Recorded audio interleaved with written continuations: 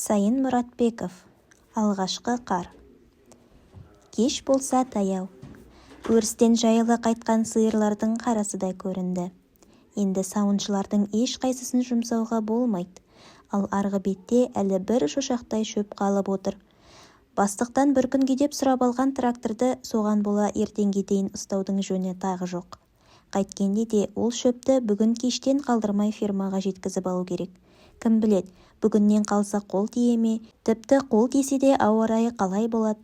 Таңертеңнен күн бұлыңғырланып тұр. Енді әне, кешке қарай батыс жақ күңгірт тартып, аспанды бұлт торлай бастады. Осының бәрін зыр қағып жүгіре ойлап жүрген Күлипа сауыншыларды жинастырды. Кешкі сүттің есебін жазуды солардың біріне тапсырды да шөпке өзі кетті. Трактор фермадан лезде қара үзіп ұзап шыққан. Еңіске қарай жылан бауыр бар салмағымен екпіндей құйылып ағып келеді. Кабина іші тымырсық. Жанармайдың қоңырсық иісі қолқан үзгендей. Лоблығып жүрек айныған Күлипа басын сыртқа шығарып отырды. Жаңа байқады. Дәл маңдайдан салқын жел үрлеп тұр екен. Күшейіп үдей соғар түрі бар. Күн көкжиекке арқан бойы төніп қалған. Бұлыңғыр бұлттың торына түсіп, күрең қоңыр боп тоттанып, тіпті көңілсіз жабырқау кескінмен батып барады. Сүрлеу жолдың екі жағында да жуырда айдалған майбөкпе қаранар. Онан әріде қурай шөбінің сұры қашып, шаңғытқан ойлы-қырлы күзгі дала. Демін ішіне тартып, сұрланып жатыр. Төбеден қанаттары сусылдап, екі үйрек ұшып өтті. Көпке дейін көз ұшында жалп-жұлп етіп бұлдырап ұзап бара жатты. Бұлар қайтқан құстың соңы болар деп дейді. Әлгінде ала өкпе болған Күлипаның ентігі басылып, салқын желден бойы тоңа зейіндеді. Бүгін ол таң қылаң бергеннен тыным тапқан жоқ. Тауық шақырған кезде ұшып тұрды да шашын жүре тарап сыртқа шықты. Жарқырап шолпан туыпты. Таң ала кеуімденіп енді сызаттап келеді екен. Күлипа жүгірген бойда ауылдың о басы мен бұ басындағы сауыншылардың терезесін қағып түгел оятты. Олардың ұйқысы қанбай күңкілдескенін елең қылмастан ертеңгі сауынды бастатты. Өзі қыршаңқы жиренге тоқымсап мініп колхоз кеңсесіне тартты. Председательдің де тұрғаны сол екен, бет қолында жуа қоймапты. Күлипа оған кезіккен бойда соңынан қалмай қадалып жүріп, осы тракторды пар жыртып жүрген жерінен бір күнге сұрап алды. Өзі бас болып кешке дейін сауыншыларға төңіректегі шөптерді тартқызды. Шаршағанын қазір ғана сезіп отыр. Бойы дел-сал боп салдырап, ойылған алақандары дуылдап ашып, сәл қисайса ұйықтап кеткел отыр. Тракторист Сұлтан сол таңертеңгі үн-түнсіз меңірейген күйінде. Бір ауыз артық тіл қатпайды. Мінезі қызық жігіт. Күлипа оған не десе де құр ыржия күліп отырғаны. Өзінде ашу деген мүлдем жоқ болу керек. Өйткені әлгінде бір асыққан кезде Күлипа «Ей, өгіз, жүрсеңші» деп айғайлап, ашуланар деп ойлады. Бірақ жігіт мұңқ деген жоқ. Құлағына дейін қызарып, ыржия күлді де қойды. Арбиған қолдары рычагтарды ойыншықша ұстайды. Рычагтар мұның қолында түбі шіреген ағаш сияқты ілгерлі кейінді тіпті жеп-жеңіл қозғалады. Осыған қарап Күлипа трактор айдауда оңай болар деп дейді. Еңгезердей боп жаны қиналмайтын жеңіл жұмысты тапқан деп ойлады. Күлипа әр адамның өзіне тән ерекшелігін тез байқайтын. Сұлтанның бойынан көзге түскені аюдың табанындай үп-үлкен қолдары. Саусақтары жөнсіз салалы әрі жуан. Тегінде Сұлтанның дене бітімі де тым қолапайсыз, ұзын бойлы, аяқ-қолдары теректен кескендей сидиған, өзі сопақпас, үлкен мұрны қисық ағаштан жонғандай белінен опырылып, дөңденіп біткен.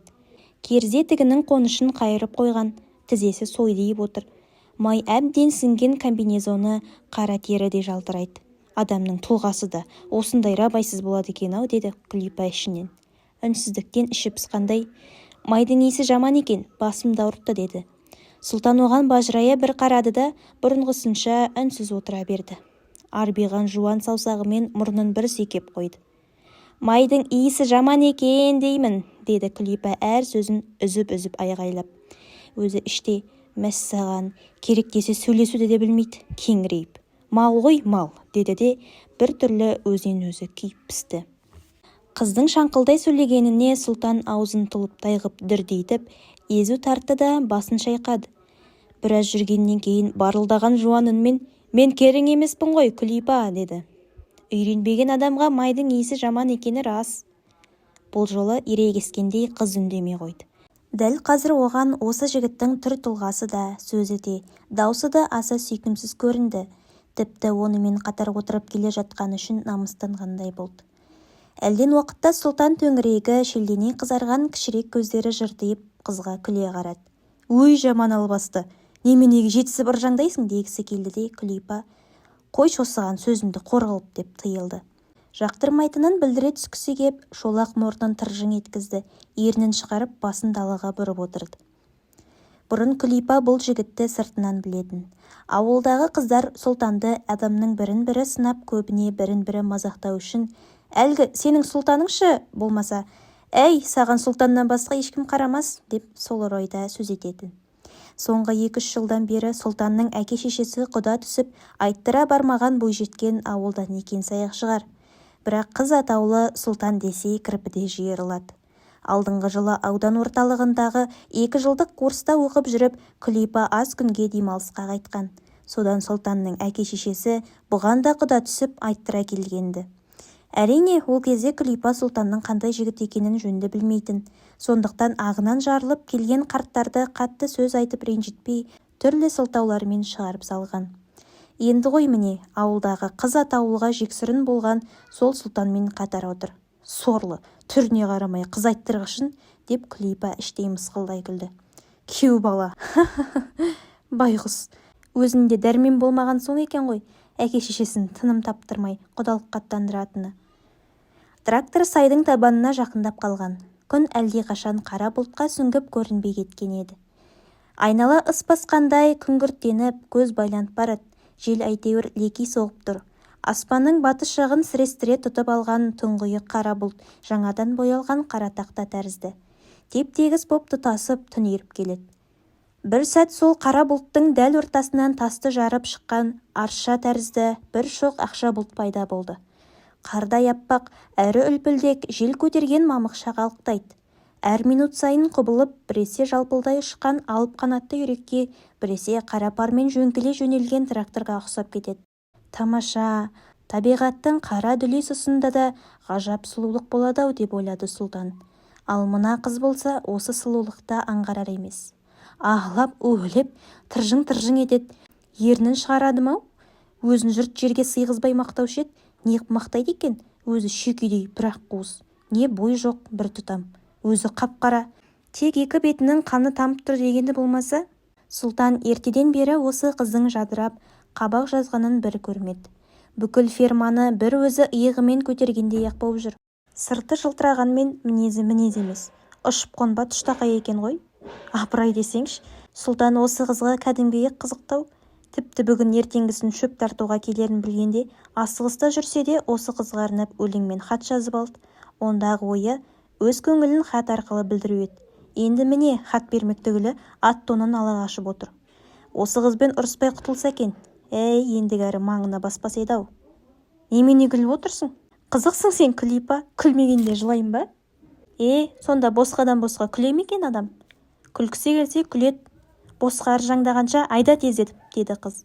Сұлтан жауап қатқан жоқ. Қандай дөрекі, мынау ешкімге әйел болып оңдырмас деп қойды ішінен. Сайдың табанындағы шалшық судан өте беріп, Сұлтан тракторды тоқтатты да шелегін алып радиаторға су құйды. Онан соң шымның үстіне ұзыннан етпеттей түсіп, өзі су ішті. Күн қараңғы тартып, көз байланған сайын тағаты бітіп асығып келе жатқан Күлипаның зығыры әбден ақ қайнады. Сүйкімсіз адамның су ішкенінде сүйкімсіз болады екен-ау.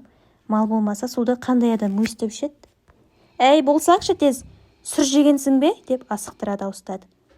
Сұлтан жеңімен аузын сүртті де жайлап басып кеп тракторға отырды.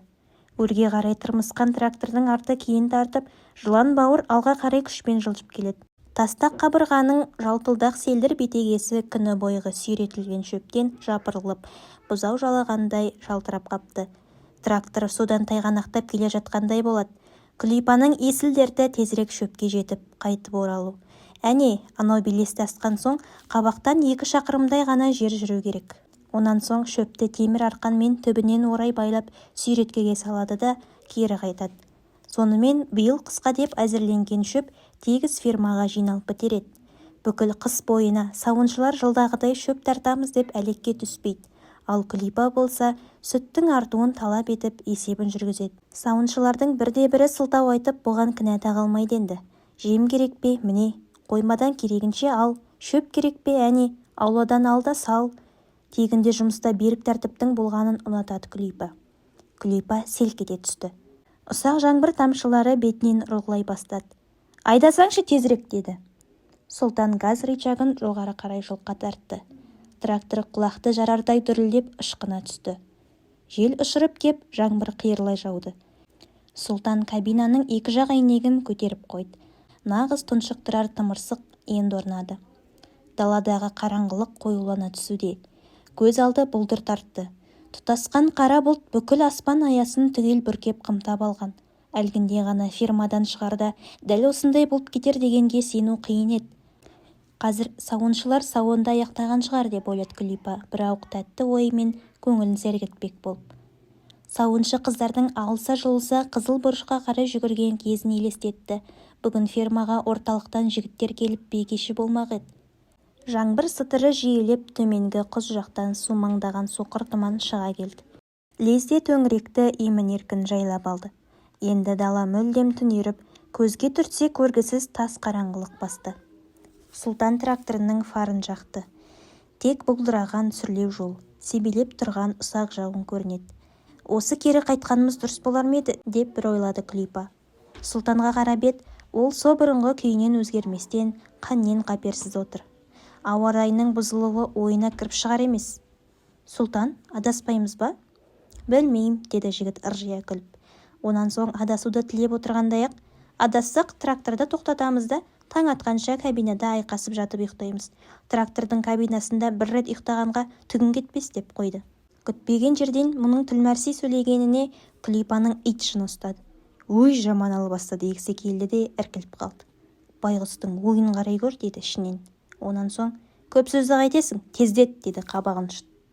Енді шөпке жеткенше Күлипа ештеңені де ойламауға тырысты. Тастай қараңғы түнге көзі бұлдырап талғанша қарады да отырды. Дала меңіреу жатыр. Оқта-текте трактордың фарына соғылып қала жаздап, дәл аяқ астынан кішкентай торғайлар тіке көтеріледі. Жарықты қуалап біраз ұшады да түн қойнауына зып етіп еніп, зым-зия жоқ болады. Тұман арасынан әлсірей шыққан трактор жарығы шөпке түскенде Күлипа қатты қуанды. Ого, жеттік-ау.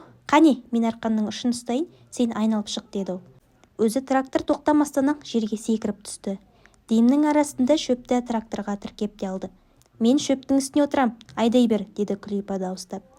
Тырмысып жүріп шөптің үстіне отырып алды. Шөп су екен. Үңгіп отырмақ болып қолымен жұлқылап, аяғымен тепкілеп көріп еді, күші жетпеді. Біраз әуреленді де ештеңе шықпайтын болған соң сол қалпында отыра кетті. Жемпірінің жотасынан жауын өтіп, киімі денесіне жабыса бастады. О, деп иығын қиқаңдатып жеркеніп қойды. Жарайды, қазір-ақ үйге жетеміз ғой, еріп кетпеспін, деді онан соң өзін-өзі жұбатып. Шалқасынан жатып маңдайына жабысқан су шаштарын қайырып, жаңбыр тамшыларына аузын тосты. Бала кезінде жаңбырлы күні өстіп ойнайтын. Анда-санда ойлы-қырлы жерлерге келгенде жұмсақ қана бүлкете түскені болмаса, шөп орнынан қозғалмай тұрған тәрізді.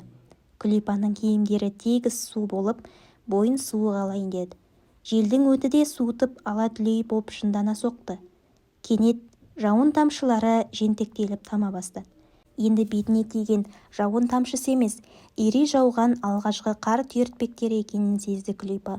Басын көтеріп алақанын жайды. Я, дәл солай. Жаңбыр арты қарға айналған екен. Ұп-ұсақ түйіршіктер бетке құмша тиіп, тызылдата бастады. Күн суытып кетті. Әрі-беріден кейін жел бірте-бірте баяулап барып басылған. Енді қар жапалақтап жауды. Түнерген тастай қараңғылық сәл сейілгендей болды. Төңірек біртіндеп ағараң тартты. Бұл құбылыс қардың әсер екенін Күлипа бірден аңғарды. Меңіреу далада қардың алғашқы жауы соншалықты сұлу көрінседі. Күлипаның бойын суық мықтап буып алып, буындары дірілдей бастады. Шөптің ортасын ашпақ болып тағы да тырмаланып әрекет етіп көрген, әлі жетпеді. Қар жауған үстіне жауа берді. Трактор сол бір қалыпты жылдамдықпен жылжып келеді. Ең болмаса, орта жолға келген шығармыз деп ойлады Күлипа. Енді аз ғана шыдасам, фермаға да жетеміз ғой. Бірақ қанша ұзақ жүрсе де, сайдағы суға жете алмай келе жатқандарына таңданды. Трактор тоқтады да Сұлтан жерге түсті. Неге тоқтадың? Сен тоңдың ғой. Тоңған жоқпын. Қой Күлипа, суық тиіп ауырып қаларсың. Түсіп тракторға отыр. Менде жұмысың болмасын, айда, деді Күлипа ызаланып. Сенің қамқорлығың жетпей келе жатыр еді деп қойды ішінен. Сұлтан тағы бірдеңе дейін деп еді, Күлипа оның аузын ашқызбастан, айда, деді шаңқылдай айғайлап. Жігіт фуфайкасын шешіп шөптің үстіне лақтырды. Мә, жамылып отыр. Май ауыр фуфайканы Күлипа иығына желбеге жамылды. Фу, иісі қандай жаман. Тағы да жүріп кетті. Қар жауған үстіне жауа түсуде. Енді бірде Күлипаға шөптен қардың үстімен өзі сырғанап келе жатқандай көрінді. Сайға келіп қалған екеміз ғой деп қуанды. Бірақ әне жеттік, міне жеттік дегенмен сайдың табанындағы су жеткізер емес. Сай шеті ұшы-қиыры жоқтай созылып, трактор мен шөп таусылмас бір ұзақ еңіске қарай сырғанап келе жатқан сияқты. Тіпті енді бірде бұлар еңіске емес, өрге қарай сырғанап келе жатқандай боп көрінді. Қалтырап тоңа бастаған Күлипа әлгінде жеркене жамылған фуфайканы киіп қаусырынып отырды. Трактор тоқтады. Сұлтан жерге секіріп түсіп, еңкейіп жүр. Не болды? Бірдеңең жоғалды ма? Біз адаса бастадық қой деймін, Күлипа, деді Сұлтан күмілжіп. Қойшар, осы тұрған қарсы жерге адасып, ұят емес пе? Маған сенбесең өзің түсіп қараш, жол қайда? Күлипа бағанағы өзі тырмысып шыққан жерден түсе бергенде аяғы тайып кетіп, жерге гүрс құлады. Сұлтан ұмтылып кеп, оны қолтығынан ұстап көтеріп алды. Өкшесі мен жамбасы оңбай ауырған Күлипаның көзінен жас ыршып кетті. Бірақ сыры бермей, өзін демеген Сұлтанды итеріп жіберді де, ақсаңдай басып трактордың алдына барды. Көз алды теңбіл шұбарланып тұр. Қар торғай бастанып, құйын ұшырған мамық жүндей қалықтайды. Фар сәулесін қиырлай кесіп жапалақтайды. Аяқ басын көметіндей боп қалыпты. Күлипаның мал-мандай су етігінің тобығына дейін үлпек қар жабысып, ери бастады. Бір қабат жұқа шөлкейден суықсыз тыз етіп өте шықты. Трактор бір қалыпты ақырын ғана күркіреп тұр. Айнала аппақ, жым-жырт. Не көз тоқтатар қылаң көрінбейді, не құлақ қағар дыбыс естілмейді. Күлипа бұрын адасу жайлы елден еститін де оған таң қалатын. Адамның күнделікті өзіне жақсы таныс, аралап жүрген жерінен адасуы оған өте сенімсіз, күлкілі көрінетін. Енді міне, бүгіннің өзінде ары-бері бірнеше рет шиырлай жүрген жолдан адастық деуге оның мүлдем сенгісі келмейді. Бірақ дәл қазір былай жүрсек тура барармыз-ау деп айта алатын емес. Қалай қарай жүрсе де дұрыс сияқты. Ал қалай жүреміз, деді Сұлтан. Қаперінде ештеңе жоқ, сол бәз-баяғы қалпы. Қалай жүреміз, деп ызалана қайталады зығыра қайнаған Күлипа оны мазақтап. Көз алдыңда сайрап жатқан жолдан адасып қара басты ма? Жүр енді қалай жүрсең де. Ойбай, қызықсың ғой, деді күле күмілжіген Сұлтан. Онан соң әудемі жерді тоңқаңдаған күйде айнала қарап шықты да қайтып оралды. Арбиған саусағымен мұрнын сүйкеп қойып, меніңше осы бетімізбен біраз жүре түсейік. Күлипа үнсіз келісіп, тағы да шөптің үстіне шығуға беттеген. Кел, тракторға отыр, деді жігіт. Күлипа оның сөзін тыңдамастан шөпке жармасты. Қанша тұрмысқанмен аяғы тайғанақтап шыға алмады. Қолы тоңып, қарманып ұстау қиын болды. Ауыр фуфайкада иығынан төмен басып жіберер емес. Келсеңші енді қыңыраймай, өзің бір кері тартқан қыз екенсің, деді Сұлтан бірінші рет оған ызаланып. Сөйтті де өзі Күлипаны қолынан ұстап дедектетіп тарта жөнелді. Кабинада сені ешкім жемейді ғой, жүр бері. Үсті басың су-су, қараптан қарап жүріп ауру тілеп қызықсың өзің. Күлипаның тыртыса тартыншақтанғанын елең қылмастан, оны кішкене балаша екі қолтығынан тік көтеріп алып, трактордың кабинасына отырғыза салды. Есікті сыртынан мықтап жауып қойды. Кабина іші жылы еді. Күлипа тісі тісіне тимей сақылдай дірілдеп қоя берді. Қызықсың ғой өзің, дәл бір менімен ұрсысқан адамдай болмағың не? Деді Сұлтан оны күлімсірей сөгіп. Қар жапалақтап тұр. Трактор бір қалыпты жылжып келеді. Төңірек аппақ. Қай жер өр ме, еңіс пе, айыру қиын. Ұзақ жүрді. Біз станциядан келетін үлкен қара жолдан да өтіп кеттік. Қане, қайтып біраз жер жүр де оңға бұр. Сайдағы суға түссек, ауылда тез тауып аламыз, деді Күлипа. Кері қайтты. Біраз жүрген соң оңға бұрылды. Тағы да ұзақ жүріс. Ешқандай сайда, суда кездескен жоқ. Трактор бір жағына қарай қыңырайып, қиялап жүре бастады. Бұл қайдағы қия екен? Қалшылдай тоңып, бір уыс боп бүріскен Күлипа қанша түзеліп отырайын десе де иеге алмай, домаланып жігітке қарай тығыла берді. Ал Сұлтан болса, қыздың дәл қазіргі мүшкіл халін мүлдем аңғарар емес. Екі көзі тесірейіп алға қарайды. Ертеден бергі самарқаулықтан дүр сілкініп, тіптен өзгере қалды. Өз-өзінен қыл үстінде отырғандай әрі тез, әрі сақ қимылдайды. Осыған қарап Күлипа жүріп келе жатқан жердің өте ыңғайсыз қия екенін сезді. Әу, әу! Трактор ырғаң-ырғаң етіп, ышқына тартынды да, кенет артқа қарай қыңырайып, шегіншектей берді. Күлипа бір сұмдықтың болғанын сезіп, зәресі ұша дауыстап жіберді. Сұлтан кескіні үрейге тола абыржып қызға «Секір! Секір!» деп қырылдады. Жан дәрмен қимылдап, екі рычагты бірдей тартып, сығымдай ұстаған күйде бір сәт көзін жұмып тас боп қатты да қалды. Трактор шоңқаң етіп тоқтады. Мотор өшті. Өңі құп-қу боп кеткен Сұлтан деп есін жиды. Тер басқан маңдайын сүртті. «Қорықпа!» деді зорлана езу тартып. Сыртқа шығып, едәуір жоғалып кетіп қайта оралды. «Трактор айдауды білесің бе?» деп сұрады қыздан. Күлипа басын шайқады. «Былай істе, мына педальды бар күшіңмен қатты баста, мына рычагты солға жылжытып, алға қарай қатты itер. Ал мынау газ рычагын ептеп былай тарт отырып, педальды босат. Тек сасып сасқалақтама. Ал мен шөптің бір жағынан демеймін. Әйтпесе, жағдайымыз қиында боп тұр. Аударылуымыз да мүмкін құзға. Қорықпа ал». «Қорқам, Сұлтан. Одан да осы тракторды ертеңге дейін осы араға тастап кетсек қайтеді?» «Не?» деді Сұлтан. Сұлтанның қабағы түйіліп кетті. «Олай етуге болмайды. Ертең елден ұят емес пе?» Сұлтан тракторды от алдырды да өзі шөптің артына кетті. Күлипа әлгіндегі қалтырай тоңғанын мүлдем естен шығарды. Сұлтанның айтқандарын ұмытып қалмауға тырысып, іштей қайталап отыр. «Ал!» деген белгі дауыс естілгендей болды. Күлипа қорқынышты дірілмен қимылдай бастады. Бар күшін жиып тез қимылдады. Зіркіреп тұрған трактор бүлк ете түсті. 1, 2. Трактор ұмтылып барып, артқа қарай бұрынғыдан да көрі шоңқая берді. Құлақты жарардай дүрілдейді. Шынжыр табаны зыр қағып бос айналып тұр. Мәссаған, енді не істеу керектігін біраз күтті. Сұлтан жоқ. Күлипа да трактордан түсті. Енді анық көрді. Бұлар биік жардың құламасына қиялап тоқтапты. Шөптің бір жағы құзға қарай ауған, сәл қозғалып кетсе тракторды аламала домаламақ. Қорқыныштақ. «Сұлтан! Мен мұндамын!» деп жігіт әлдеқайда әлсіз дыбыс берді.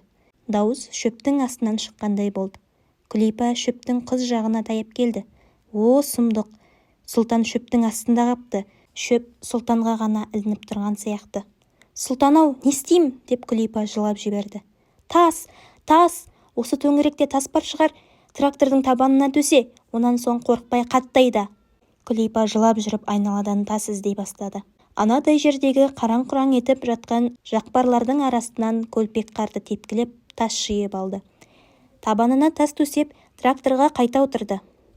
Қыздың ендігі бар есілдерді әлгінде ғана Сұлтанның үйреткендерін ұмытып қалмау. Жылан бауырдың тастарды астына жаншып шақыр-шұқыр еткізгені естілді. Сөйткенше болған жоқ, жылжи бастады. Алға, тоқталмаса екен. Тағы да шегіншектемесе екен. Жоқ, тоқталар емес, жүріп келеді.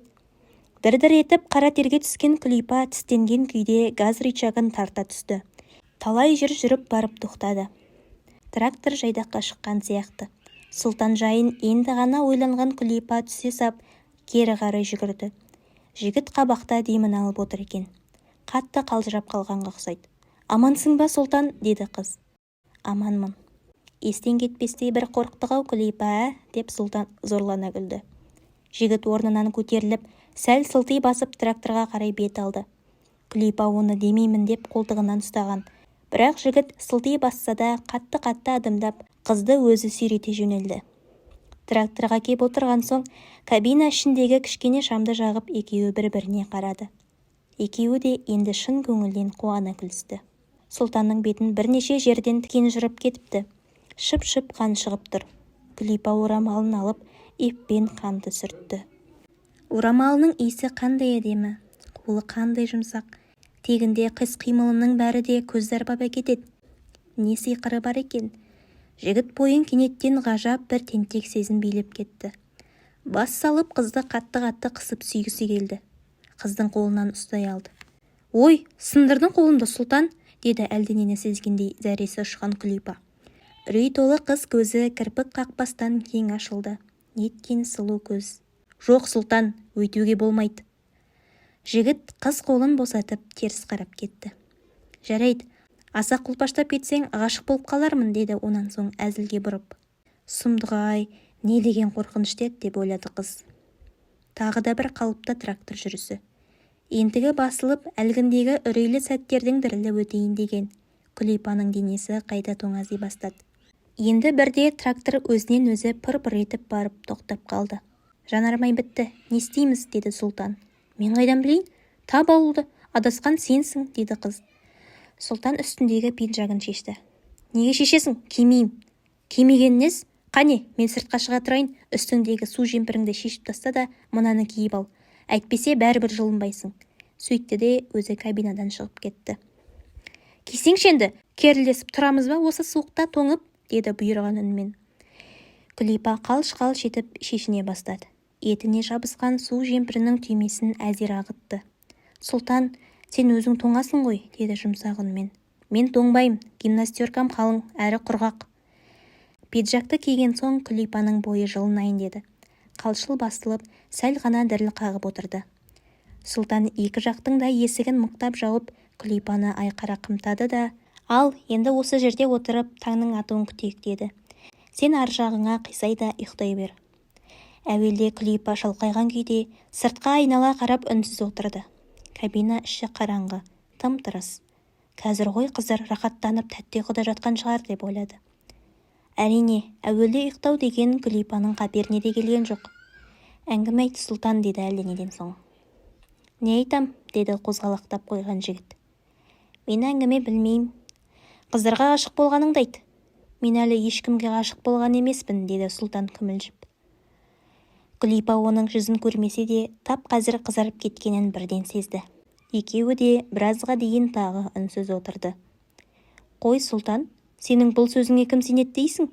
Онан да бәлсінбей айтсаңшы», деді Күлипа көтеріле отырып. «Ешкімге ғашық болып көрмесең, неге әке-шешеңді ылғи құдалыққа жібересің?» «Қызықсың, Күлипа, соларды мен жіберді ғой дейсің бе? Өздері бой бермейді. Жай айтқанға түсінбейді. Енді қартайғандарында соларды ренжіткім келмейді де қарсы тұрмайым.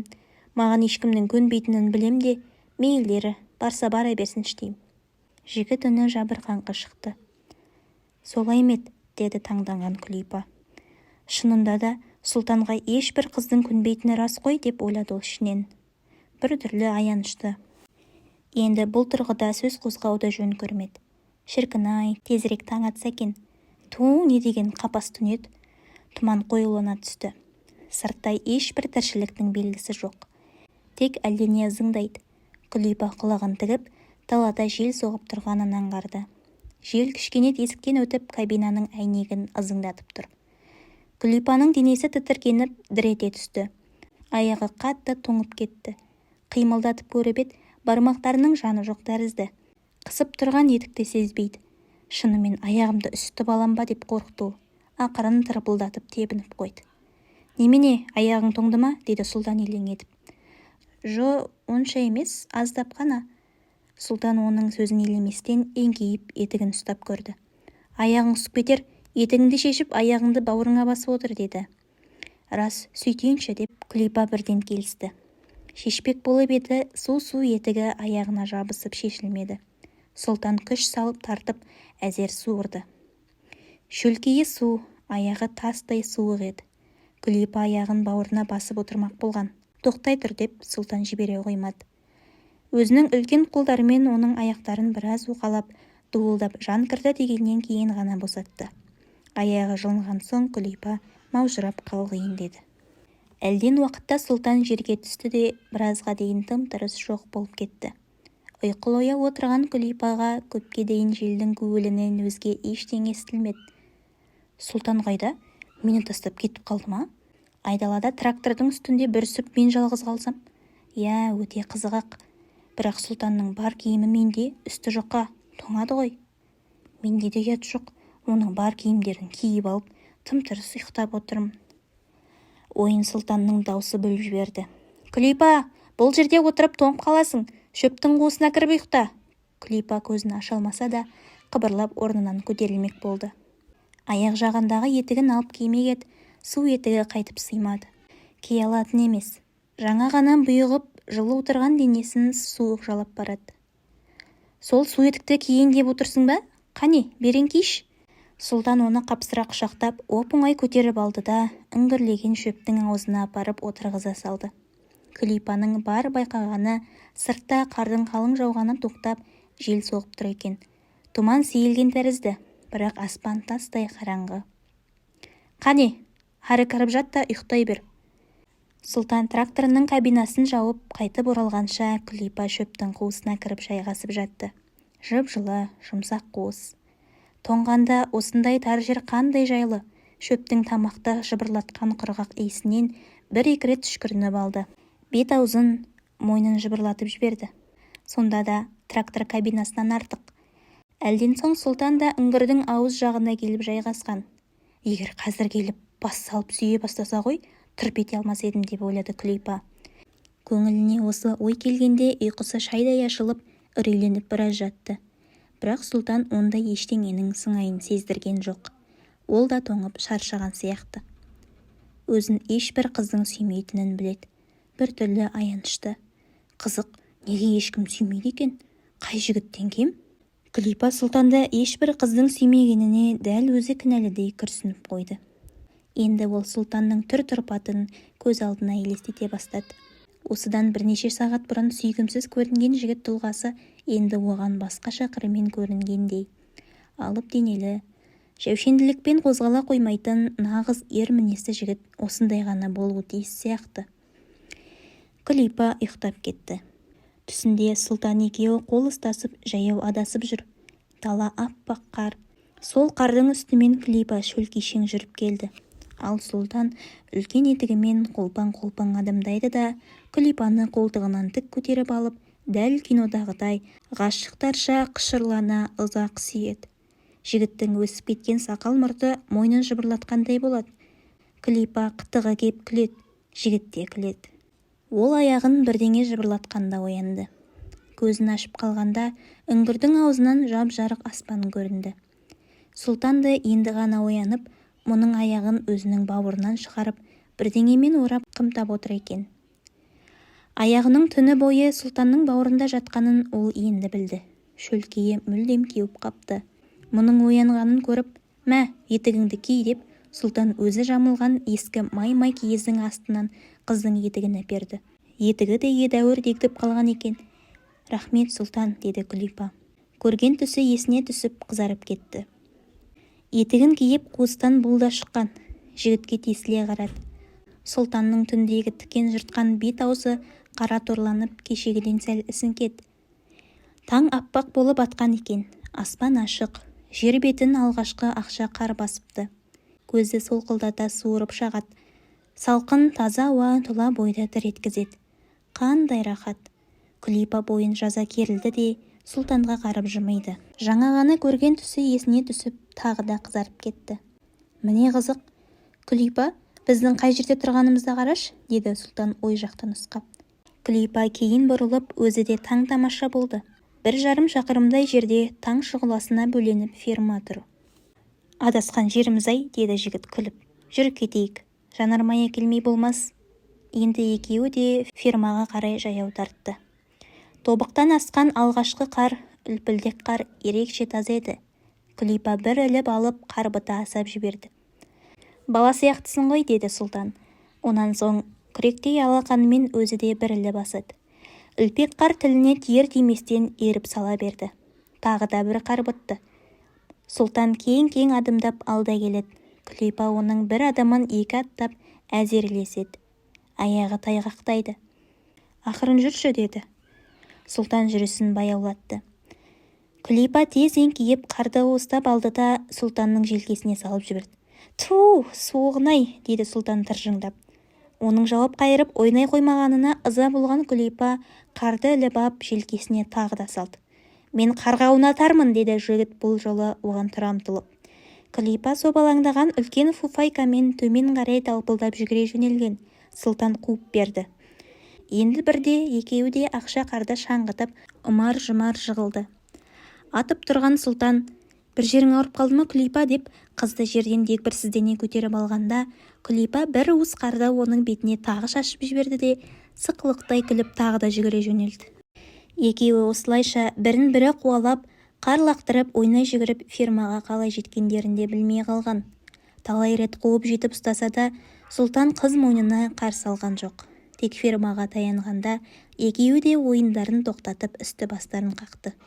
«Күлипа», деді Сұлтан сыбырлай сөйлеп, «Мә, хат берейін, аласың ба?» «Ол не хат? Керек жоқ ары».